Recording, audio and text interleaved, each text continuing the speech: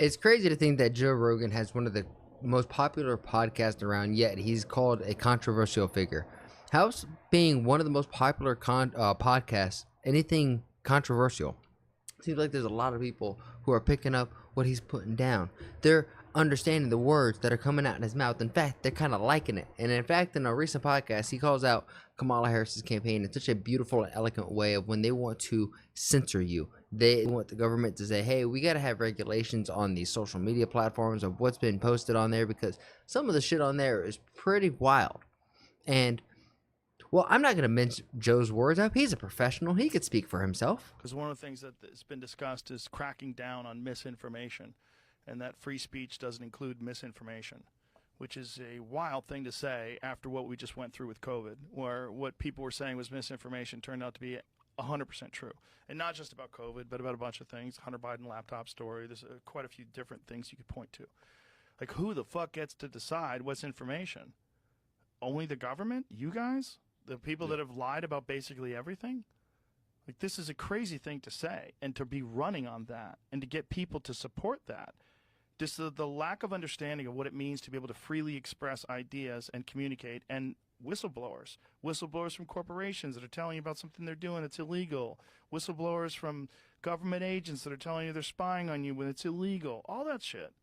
Like, to have that be filtered through the government is an insane position. And yet that's something that they talk about, and this is something, bizarrely, that the left supports. Well, even if it is most of the stuff they call misinformation isn't, but in the case when there's something that is it's just not true, plenty of that goes around the internet, that's still free speech too. You have the right to say things that are not, as long as you're not slandering somebody, you have the right to make claims about the world that don't happen to be true. So the idea that it doesn't qualify as free speech is, of course, absurd. But then that also requires some central authority to be the arbiter of what is true and what is not. Exactly. And it's like a childish view of truth and lies. A childish view of truth and lies. And it's so beautifully said when you put it like that. Because all of these professionals, especially right now during Kamala's campaign, especially when you talk about like economic plans, how she has, these Nobel Prize winning economists who are saying that her plan is the plan that will set America straight. Yet these, now I don't want to say the same because it's not going to be, different fields, but Harvard professionals, the most, peer-reviewed doctors in all of the lands, publish something, and apparently they're wrong, they're idiots, they turned on them. And then as we've progressed, as time has gone on, we realized some of the stuff that we were calling people out for, they're saying that it was a mishap and probably a accidental release from the Wuhan lab. The fact that masks don't work, that the vaccines don't help, and in fact they may be in danger, like actually harmful to you.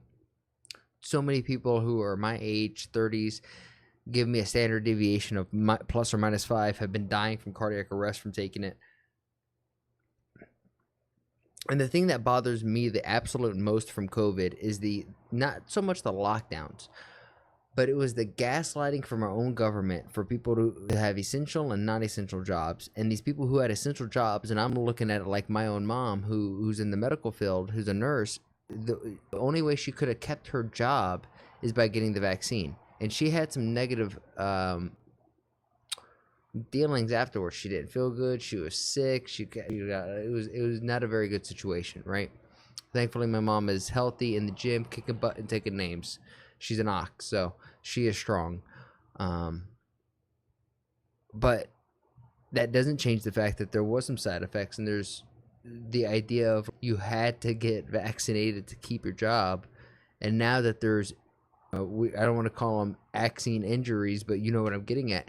These companies can't even, there's no accountability. People who lost their jobs because they didn't want to take it, and now they don't need to take it and they can get the same job. Like, where is the accountability for all of the people who lost their jobs, who lost everything because they had a belief and they didn't want to take it and the government was kind of forcing it? What about the vaccine passports, where to travel to certain states you had to show proof that you were vaccinated? All of this is marking yourself very similar to like The left is talking about Nazis, about how the Jews had to mark themselves with the little patch. Like, it's kind of that same but different mentality, and they're the ones forcing it. So if you've been on my channel for a little bit, you already know that I think the left is everything that they're claiming the right to be. They're projecting it. They're weaponizing the media. They're weaponizing the military. It's super disgusting.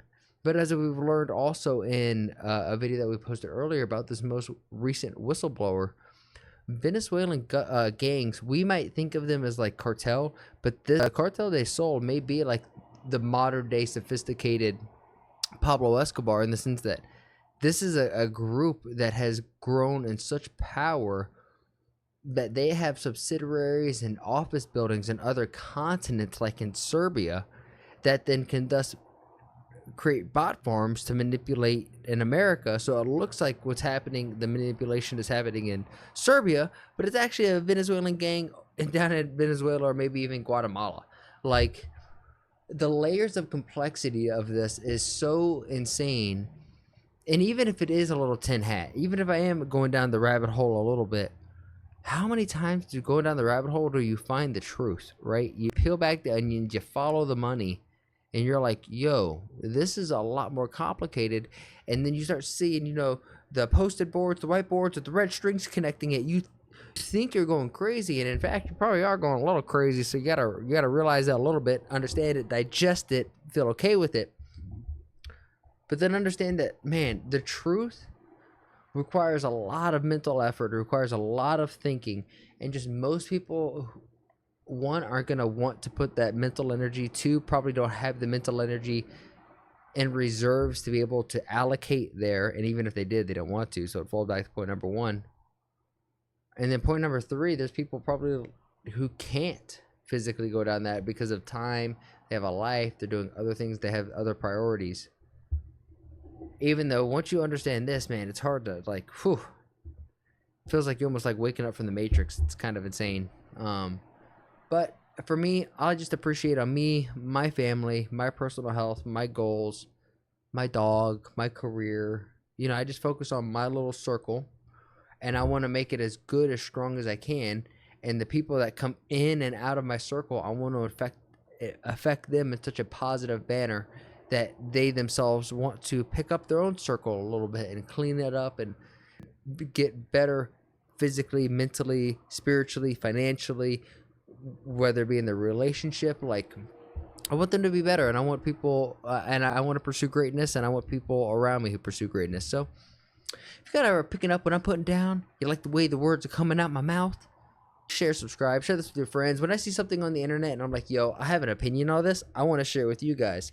And sometimes I have a dog water opinion, and you guys have definitely let me know, yo, some of your takes are dog water. But I have learned a lot. And like one of the videos, I've reflected back on this a lot, like the America Should Be Like Poland one. So many Polish people came into that comment section, and I was so thankful for it. And granted, it kind of reaffirmed what I was saying, but it added some nuance and some detail in there.